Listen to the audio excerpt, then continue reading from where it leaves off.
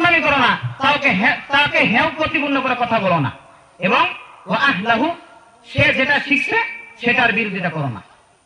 এখানে পয়েন্ট দুটা, আলিম এবং ইলিম, এই দুটার বিরোধিতা করতে না করছেন। তাহলে কি হবে? যদি বিরোধিতা করে ফাতাহালি, তাহলে তুমি ধ্বংস হয়ে যাবে। শুধু তুমি ধ্বংস হবে না, তোমার পুরো নসল ধ্বংস হয়ে যাবে। দেওবন্দের বহুত বড় একজন মুহাদ্দিস ছিলেন, বহুত বড় বুজুর্গ ছিলেন, আল্লামা রশিদ আহমদ জঙ্গি, আমরা নাম শুনেছি।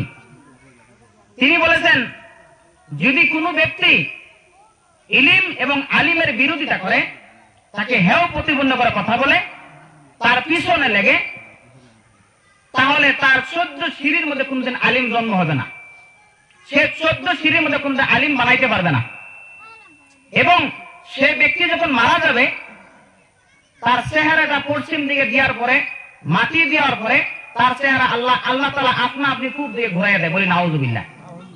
এটা কোরআনের বিরুদ্ধে করা, কোরআনকে হেয় প্রতিপন্ন করা, আলিম উলামাদের বিরোধিতা করা, আলিম উলামাদের হেয় প্রতিপন্ন করার ফল হইল এটা। তার চেহারা পশ্চিম দিকে থাকে না, তার চেহারা আল্লাহ তাআলা অটোমেটিক খুব দিয়ে ঘুরাই দেয়। তো কোরআনের মর্যাদা কতটুকু, কোরআনের শিক্ষা কতটুকু গুরুত্বপূর্ণ, আলিম উলামাদের সম্মান করা কতটুকু গুরুত্বপূর্ণ, সাথে সাথে দুটোটাই বলে দিচ্ছেন নবী সাল্লাল্লাহু আলাইহি ওয়াসাল্লাম। এবং আল্লাহ তাআলা কোরআনে কারিমের মধ্যে অন্যত্র বলেছেন, কুল হাল ইয়াস্তাবিল লাযিনা ইয়া'লামুনা ওয়াল লাযিনা লা ইয়া'লামুন। হে নবী, আপনি বলে দেন আপনার উম্মতদেরকে আপনি জানিয়ে দেন। কুল, হে নবী, আপনার উম্মতদেরকে আপনি জানিয়ে দেন, বলে দেন, শুনিয়ে দেন।